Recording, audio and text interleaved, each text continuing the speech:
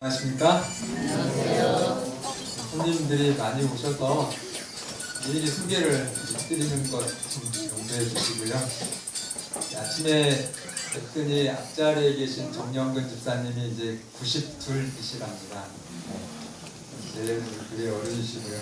정말 하나님 안에서 우리가 새로운 설, 새해 첫날을 맞이한 여러분들 정말 하나님의 축복의 시간 함께 계시기를 간절히 바랍니다. 다른 분은 몰라도 제 고향 사람 한 분은 좀 소개해야 될 것 같아서요. 이 학생반, 고등학교 때 학생반에 중학생으로 아마 같이 이렇게 교회를 다녔었는데 천안 와서 만났습니다. 예쁜 여동생입니다. 김은정 선생님 어디 계시죠? 약간 일어나실까요? 박수로 환영해주시면 오늘만 오시지 말고 이제 조심했으니까 쭉 뵀으면 좋겠습니다. 오늘 말씀의 제목이 덕담입니다. 덕담을 우리 국어사전으로 보면은 마이크가 안 됐었는가 봐요. 남이 잘 되기를 바라는 말, 그리고 한국의 세시풍속 사전을 보면 주로 새해에 나누는 말인데, 새해를 맞이하여서 어른, 친구, 아랫사람에게, 그러니까 이 덕담이 아랫사람이 윗사람한테 하는 말도 포함됩니다. 해주는 인사말, 주로 한 해 동안의 일들이 잘 되기를 기원하는 것인데 상대의 형편에 따라 말한다. 예컨대 생자, 득권, 치부, 아들나라, 자녀나라, 관직을 좀 득하라, 또 부자가 되라, 건강, 축원, 소원, 성취 등에 대해 미리 축하함으로써 올해는 그렇게 될 것으로 알고 인사하는 것, 이렇게 정의를 했습니다. 그래서 이 상대방의 형편에 따라서 노총각한테는 좋은 아가씨를 만났다지 이렇게 덕담을 합니다. 좀 낯설어요? 장가 가야지, 결혼해야지, 이거는 아주 여러분 좀 지혜롭지 못한 덕담입니다.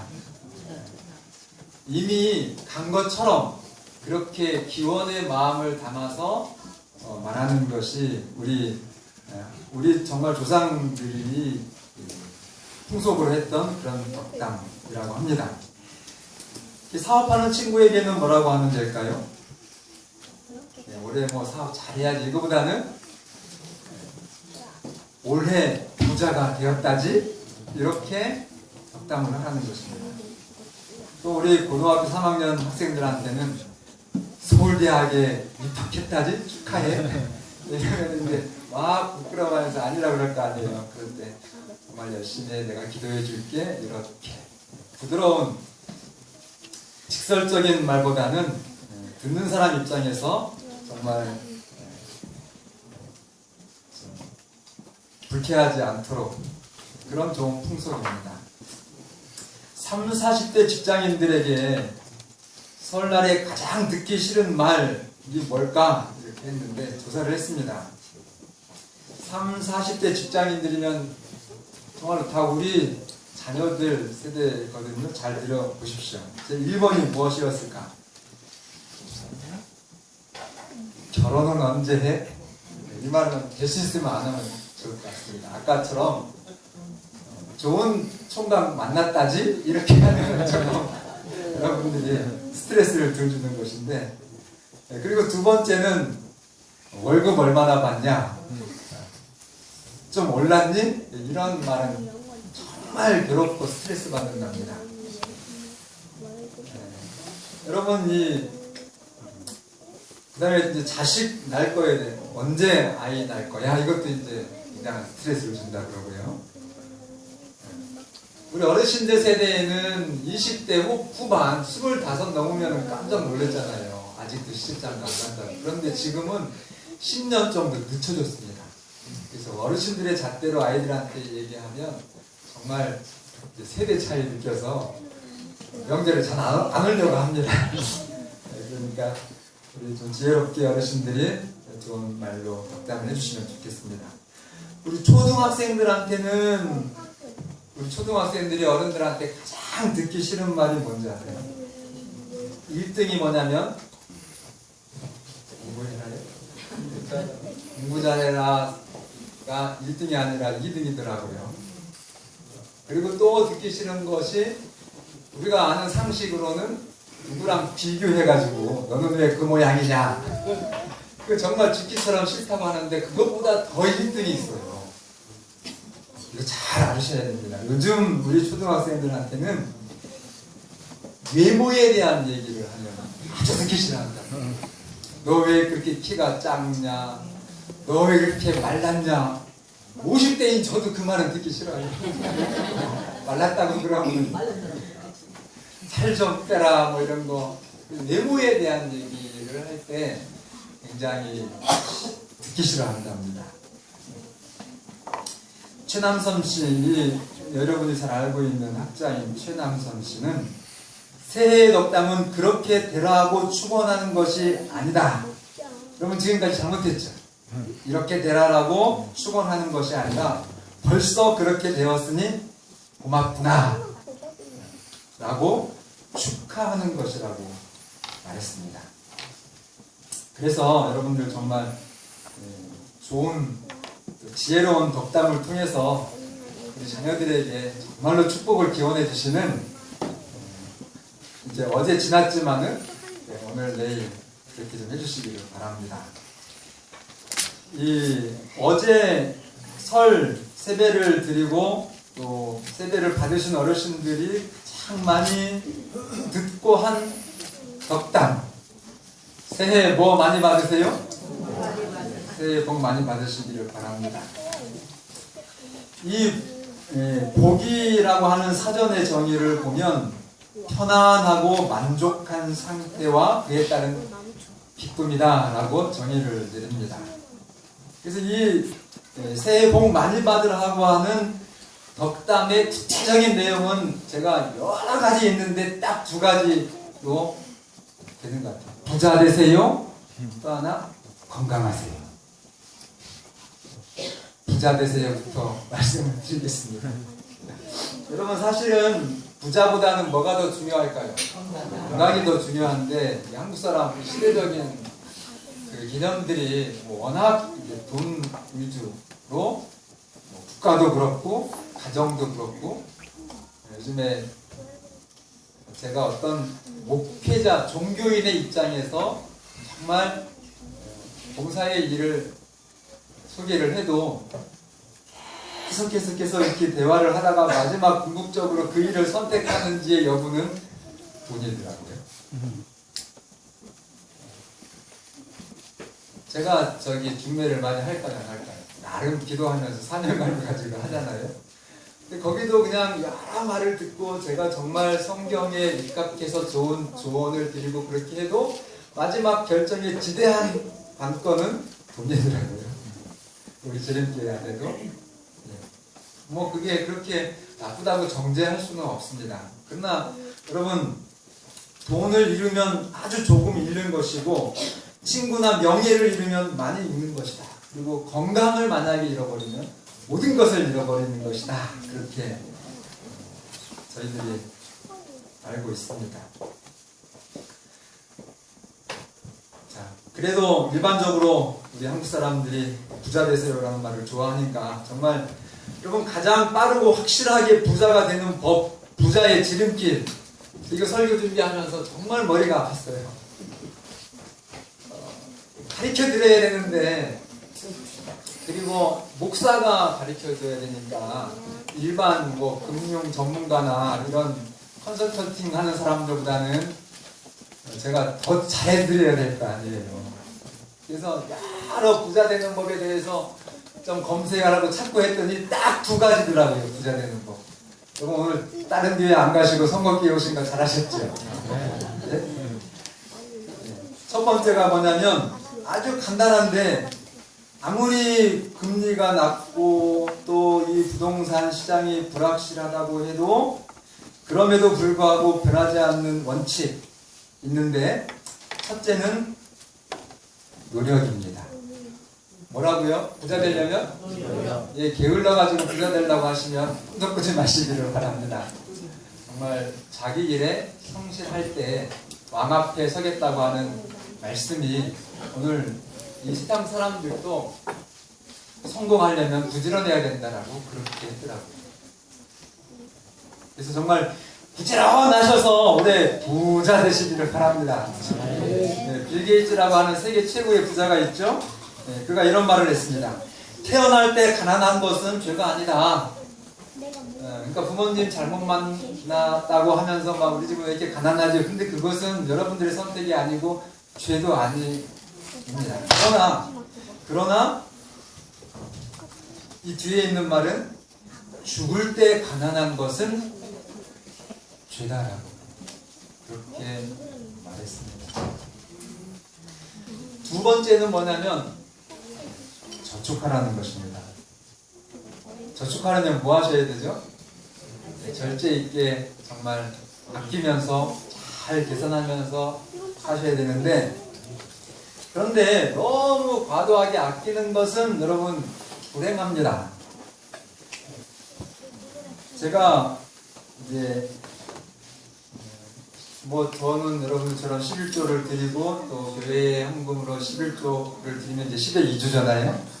그러면서 제가 언젠가 이제 구약 성경을 쭉 읽는데 이스라엘 백성들은 10의 3 정도를 드렸더라고요. 그래서 한번 해보자 이렇게 해가지고 처음부터 되어지지는 않았지만 처음에는 좀 적은 액수로 시작해서 조금씩 좀 곧장을 키워서 이제 거의 제가 이제 10의 3을 어쨌든 이제 나누는 일을 위해서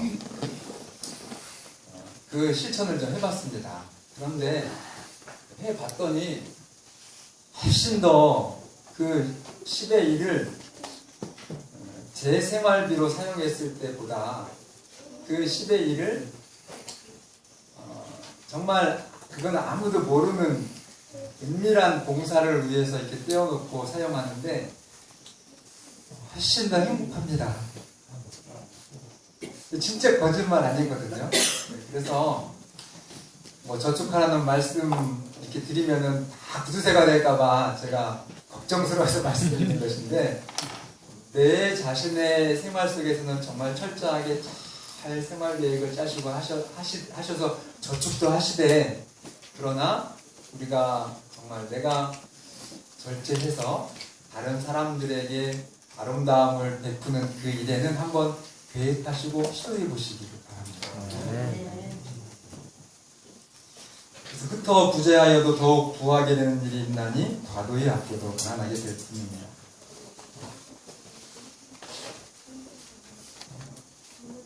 여러분 거창하게 시작하지 말고, 그래서 뭐 쥐꼬리만한 봉급에 무슨 저축할 게 있어 이렇게 하시지 말고, 월 100만 원씩 저축하는 사람이나 월 10,000원씩 저축하는 사람이나 같은 투자를 하는 겁니다. 그래서 용기를 내시고 그렇게 도전하시고 저축하시기를 바랍니다. 두 가지입니다. 티끌 모아 뭐라고요? 선거사내라고요. 정말 여러분 이 두 가지가 된 사람들에게 한해서 이제 뭐 기간별 재테크라는 말도 있고, 목적별 재테크, 무조건 뭐 저축하고 아끼는 그런 것이 아니라 이렇게 좀 지혜롭게, 뭐 거기까지는 제가 말씀드리지 않겠습니다. 정말 중요한 것 두 가지, 여러분 부지런하시고 또 정말 저축하시는 가운데 부자가 되시기를 바랍니다. 자, 그런데 여기까지만 말씀드리면 여러분 교회할 필요가 없죠. 우리가 하나님께 나와서 진짜 부자 되는 법, 창세기 마태복음 25장 34절에 있는 말씀을 제가 읽겠습니다. 하나님이 여러분과 저에게 주시는 부자는, 이 재물은 IMF가 없습니다. 미국발 금융 위기도 없으세요. 이거는 확실합니다. 여러분과 저의 오늘 현재와 미래와 여러분들의 자식과 자녀 손들까지 완벽하게 보장해주는 재물, 그 하나님께서 우리에게 허락하신 부자 찾으셨나요? 예. 그때에 같이 한번 읽겠습니다. 시작. 그때의 임금이 오른편에 있는 자들에게 이르시되 내 아버지께 복 받을 자들이여 나와서 창세로부터 너희를 위하여 예비된 나라를 상속받으라. 이 하나님께서 하나님의 자녀들에게 상속으로 주시는 이 하나님의 예비된 창세로부터 예비된 그 나라에 대한 이야기가 이제 요한계시록 21장, 22장 이렇게 나오는데요. 그 21장 요한계시록 21장에 보면은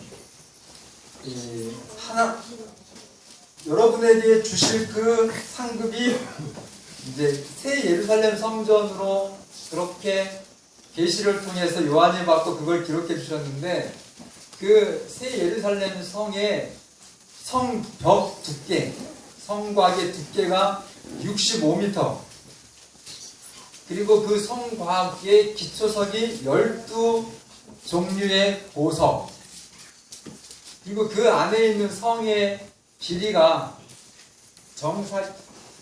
정사면체라고 하나요? 어쨌든 이 높이도 이 길이도 또 이 깊이도 똑같은 그런 건물인데 길이가 얼마나 되는지 아세요? 한 면의 길이가 뭐 계시록 공부할 때 다 배우셨겠지만 600km입니다. 600km. 600km면 어디부터 어디까지 될까요? 아마 평양도 더 지나갈 것 같아요. 부산에서부터 한 신의지? 그 정도 될 거리가 다 그 정사 면체로서의 성인데, 그게 놀라지 마세요. 투명한, 이 세상에는 없는 금입니다. 투명한 정금으로 되어 있습니다. 그리고 그 성곽, 65m 되는 성곽으로 이렇게 담이 쳐져 있으면서 그 울타리에 들어가는 각 성의 문들이 있는데, 동서남북으로 해서 3개씩 12문이 있고, 그 한 문이 그 통으로 된 진주로 되어 있어요. 여러분들이 뭐 실감이 안 나니까 웃지도 않고, 뭐 저게 내 건가, 이 건가, 목사님 건가, 이러고 계시는데요. 자, 실제로 이 홍콩에 있는 큰 보석 가게 부자가 완전히 정금으로 100% 순금 350kg를 사용해가지고 뭐 집을 짓지는 않았고 화장실만 지었더라고요. 화장실만. 뭐 집을 짓 수는 없잖아요. 아무리 부자라고 해도. 화장실을 지었는데 380kg을 돈으로 한 돈, 두 돈 이렇게 계산하니까 10만 1333돈이에요. 요즘에 컴퓨터가 참 좋아요. 이거 치면 쭉 나와버려요. 몇 킬로 하면은 몇 돈인지. 그래서 또 이 한 돈이 얼마인가 했더니 이틀 전 가격으로, 명절 전에 이틀 전 가격으로 17만 2천 원이 살 때. 팔 때는 한 10,000원 싸요. 그래서 이걸 또 우리나라 돈으로 계산하니까 170억입니다. 뭐 하나예요? 화장실 하나. 그래서 어떻게 그걸 지었냐 했더니만은 아주 좀 비싼 보석을 사는 사람들에 한해서 한번 쓰게 한답니다. 네, 그거 한번 천국을 미리 경험해 보는 거니까 홍콩 가서 그 황금 화장실 가보시려면 돈 좀 싸가지고 가셔서 보석 사가지고 한번 좀 화장실 쓰시면 어떨까 싶어요. 네, 그런데 오늘 여러분과 제가 하나님이 우리에게 예비해 주신, 너희는 마음에 근심하지 말라고 하시면서 너희를 위하여 처소를 예비하러 가노니라고 한 여러분과 제가 살 하늘의 집은 보석과 황금으로 되어 있다는 것입니다. 하다못해 길바닥도 뭐로 되어 있다고요? 예, 금으로 되어 있답니다. 에휴, 뭔 얘기 하는 거죠? 예, 그래서 여러분, 성경은 이 땅에 정말 계산기로는 여러분과 제가 받을 진정한 재물이 계산이 안 되기 때문에 뭐라고 얘기했어요? 사도 바울이 지금 우리가 예수님을 믿으면서 당하는 어려움, 인내 이런 것은 장래 우리에게 예비된 하나님이 주실 그 영광에 비교하면 좋게 비교할 수가 없다. 그렇게 표현을 했습니다. 그래서 여러분 저 천안에 자랑거리죠. 불당동의 펜타포트 60층짜리 거기는 못 들어가더라도 여러분 정말로 하나님이 여러분과 저에게 이미 주신 정말 최고의 부자 하나님의 그 아름다운 유업을 꼭 상속 받으시는 여러분과 제가 되기를 간절히 바랍니다. 히브리 11장은 믿음장인데 거기서 믿음은 바라는 것들에 보이지 않는 것들에 등기 문서라 말씀했습니다. 그럼 그 믿음을 통해서 정말 최고의 부자가 아직까지 못 받으셨다고 하면 오늘 이 자리에서 다시 한번 예수님을 개인의 구주로 영접하시고 이 문을 출입해 나가실 때 정말 부자가 되셔서 나가시기를 바랍니다. 두 번째는 건강하세요인데요. 이 건강의 최고의 최첨단 건강법은 뉴스타트입니다. 유전자 건강법이라고 그러죠. 그래서 8가지 법칙이 있는데 첫째는 잘 잡수시는 겁니다. 아무리 비싼 보약을 드셔도 여러분이 아침, 점심, 저녁 먹는 그 3끼의 음식을 골고루 잘 잡수시지 못하면 그 보약이 약발이 안 듣습니다. 반대로 보약은 안 드셔도 이미 하나님이 값싸게 제공해 주신 정말 우리가 먹는 3끼 음식을 잘 씹어서 정말 저렴한 그런 것들을 하나님의 말씀에 맞게 잡수시면 건강하십니다. 두 번째는 운동입니다. 근데 운동도 너무 과하게 하시면 제가 바빠서 작년 연말 1월달 바빠가지고 선거사를 못 갔어요. 그래가지고 명절 전에 한번 결심을 하고 간다고 오후 3시에 출발해가지고 막 깜깜할 때 6시까지 해서 꼭대기까지 갔다 왔더니 지금까지 아파 죽겠어요. 우리가 나가지고 이렇게를 못해요. 지금 아래 배가지고 이렇게 내려오는 길이 올라갈 때 몰랐는데 내려올 때 그 눈 속에 미끄러워가지고 그거 안 미끄러지려고 막 온갖 힘을 쓰고 막 나무를 잡고 이렇게 왔더니 막 내려왔을 때는 기분 좋던데 그때부터 아파요. 지금까지. 그러니까 너무 과한 운동 몸에 해롭습니다. 적당한 운동 그리고 깨끗한 물 또 햇빛 그 다음에 절제 맑은 공기 그리고 하나님을 신뢰함으로 우리에게 주는 정말 제일 좋은 침대 중에 하나인 푹 자는 거 그죠? 쉼 그리고 마지막으로 스트레스 받지 말라고 하는 신뢰입니다. 여러분 이 8가지 중에서 가장 중요한 것이 하버드 의대의 정의 잘 알죠? 질병은 단지 스트레스가 표현된 것이다. 질병의 정의가 뭐라고요? 뭐 이렇게 떨어지거나 넘어져가지고 다친 거는 제외하고 진짜 우리에게 심각하게 뭐 암이라든지 희귀병, 또 난치병, 그 다음에 요즘은 사실 이제 성인병이 너무 이제 창궐한데 그 모든 병이 딱 과학적으로 이 지상에 있는 최고로 연구 많이 하고 똑똑한 하버드대 의대에서 질병은 현대인이 지금 병이 걸렸다. 그거는 뭐라고요? 스트레스가 나온 거다. 그러니까 뭐가 제일 중요해요? 스트레스를 받지 마셔야 돼요. 그럼 어떻게 스트레스를 받지 않을 수 있을까요?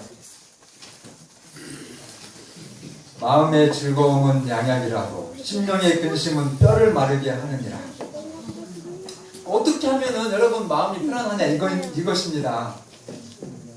제가 오늘 초신자반에서 말씀드렸던 거 하나님을 여러분들이 정말 신뢰하시는 것입니다. 그 하나님이 어떤 하나님이시라는 걸 신뢰하셔야 돼요. 하나님은 당신의 피조물의 행복을 위해서 그것이 목적인 분이다라고 하는 것을 아셔야 돼요. 오늘 어린이 설교에도 또 태창 속에서도 여러분 마음이 그냥 울컥하지 않았어요? 왜 그런 감동이 있었습니까? 정말 목숨을 걸고 우리를 위해서 우리가 행복하도록, 우리가 건강하도록, 우리가 영원히 정말 부자로 살기를 원하셔서 대신 희생해 주신 하나님 사랑 때문에 그런 거 아닙니까? 그러니까 그 하나님이 여러분들의 그 올해 뭐 계획이 복잡하고 많은 거예요. 젊은 사람들은 그 모든 계획과 시도 속에 그 모든 것들을 아시고 그 여러분들의 모든 계획을 가장 여러분들의 행복에 맞도록 최고의 선으로 성취시켜 주실 수 있는 그 전능자 하나님이 여러분들과 저의 하나님이심을 믿는 것입니다. 그 믿음과 그 하나님이 오늘 여러분의 인생보다도 여러분이 여러분들의 인생을 염두하고 사랑하는 것보다도 더 여러분들이 행복하기를 실질적으로 간섭하시는 분이 하나님이심을 아실 때, 그래서 그 하나님은 사랑의 하나님이시요 내가 의지하고 믿는 하나님은 전능하신 그 하나님이심을 믿을 때 우리는 마음에 평강이 있습니다. 어떤 심리학자가 이렇게 연구를 했더라고요. 많이 아시죠? 일반적으로 걱정의 40%는 우리들이 하는 걱정의 열의 4가지는 절대로 안 일어날 것 가지고 걱정한답니다. 걱정할 필요 있어요, 없어요? 두 번째는 30%인데 이미 다 끝나버린 거 가지고 걱정한대요. 그러니까 열의 7가지는 걱정을 하지 않아야 되는데 걱정을 막 자기가 하면서 한다는 거예요. 얼마나 우리가 이 하나님을 보지 않고 누구를 보는 거예요? 여러분들을 불행하게 하기를 좋아하는 사단의 영의 작용을 받아서 살아간다는 거예요. 그러니까 우리가 이런 것들을 잘 들으셔야 돼요. 그리고 22%는 아주 안 해도 되는 걱정, 사소한 걱정. 그리고 4%는 고칠 수 있는 그런 도전할 수 있는 걱정. 그리고 나머지 4%는 이건 뭐 죽었다 깨나도 아이고 내 키가 왜 이렇게 작죠? 아니면 내 성이 나빠서 바꿔야 되겠는데요. 어쨌든 우리가 도저히 안 되는, 해결할 수 없는 걱정이 4%. 그러니까 진짜 우리가 걱정해서 도전하고 해결해야 될 것은 100가지 중에서 4가지, 4%만 우리가 걱정해야 될 것입니다. 어떻게 걱정한다고요? 끊임없이 걱정하면서 여러분들의 인상이 막 위축되면서 그렇게 한숨을 쉬면서 살아가신다는 겁니다. 이 집사람한테 오늘 덕담 설교해요. 나 정말 준비가 굉장히 어려워요. 어떻게 해야 될지 모르겠어요. 했더니만 읽어주더라고요. 뭐 하나를 하면 써먹으라고. 그래서 써먹겠습니다.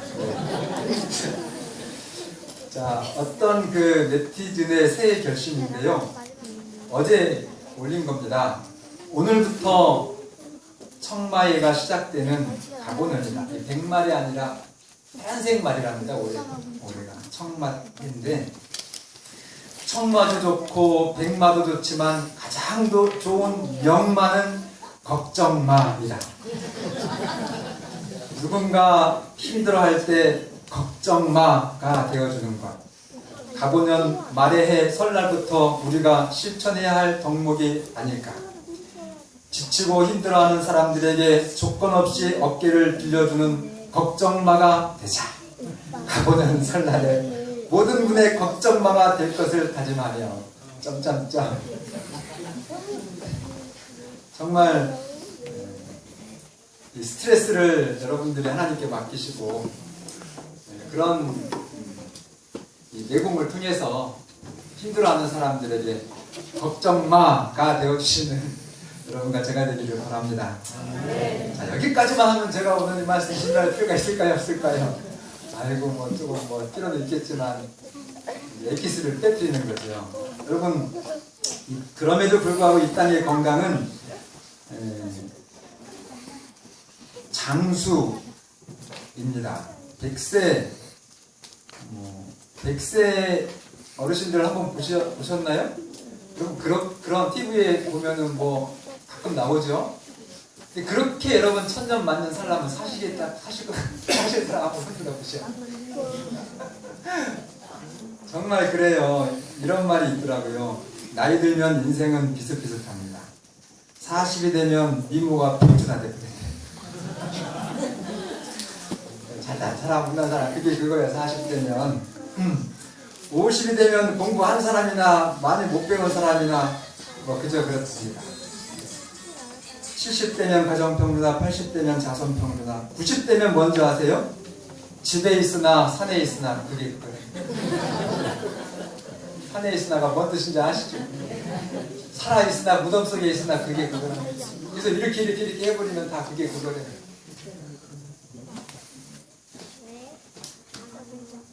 앞에 드린 말씀의 결론 부분에 제가 계시록 21장 말씀드렸죠. 다시는 사망이 없고 아픈 것이 다시 있지 아니하리니. 이게 이제 진짜 건강인 겁니다. 다시는 뭐가 없고요? 아픈 것이 다시 있지 아니하리니. 하나님이 여러분과 저에게 주시는 건강은 이렇게 그냥 웬만큼 해가지고 길게 오래 사는 그런 건강이 아니라 완전한 건강과 충만한 생명력을 통해서 하나님이 우리에게 영원한 건강을 주신 것입니다. 요한계시록 22장 보면은 생명수의 강이 하나님의 보좌로부터 흘러서 길 가운데로 흐르다가 강 좌우에 생명나무가 있어 12가지 열매를 맺되 달마다 그 열매를 맺고 그 나무 잎사귀들은 만국을 치료하기 위하여 있더라. 그래서 여러분들의 모든 이 약한 그런 부분들이 완전히 치료하기 위해서 우리 하나님은 여러분들과 저의 건강을 회복시켜 주십니다. 진정한 의사이시죠. 아마 성형외과도 하시고요, 뭐 내과, 뭐 무슨 과, 별걸 다 하셔서 정신과까지 다 치료해 주실 것입니다. 최고의 미남, 최고의 미녀가 될 것입니다. 그렇다고 해서 똑같은 인형같이 다 똑같냐? 절대로 그렇지 않습니다. 걱정하지 마세요. 여러분들이 천국 가시면 저게 누구구나 라고 하는 것 다 이렇게 자기의 고유한 아주 이미지는 살리시되 그 외에는 완벽하게 성형을 해주시고 피를 여러분들이 보강을 해주시고 이렇게 해가지고 너가 진짜 홀쭉 해가지고 마른 거는 아주 정말 제가 세상에서 감사하는 것 중에 하나가 우리 그만해야지. 네. 정말 저는 이렇게 좀 포동포동하고 이렇게 좀 살집이 있는 분들 너무 좋아요. 이제 저 같은 사람은 하늘나라 가면 그렇게 해주실 것 같아요. 또 반대인 경우도 있겠지요. 정말로 여러분 건강을 위해서, 여러분들의 진정한 행복을 위해서 하나님께서 초청하시는 이 하나님의 건강, 그 축복을 받으시기를 간절히 바랍니다. 아멘. 참된 여기 이제 마지막으로 성경의 결론인데요. 이렇게 말씀하십니다. 성령과 신부가 말씀하시기를 오라 하시는도다. 듣는 자도 오라 할 것이요 목마른 자도 올 것이요 원하는 자는 값 없이 생명수를 받으라 하시더라. 돈 주고 오라고요? 정말 하나님께서 은혜로 값없이 주시는 이 건강과 이 부유함의 주인공이 여러분과 제가 되기를 간절히 바라면서 말씀을 드리겠습니다.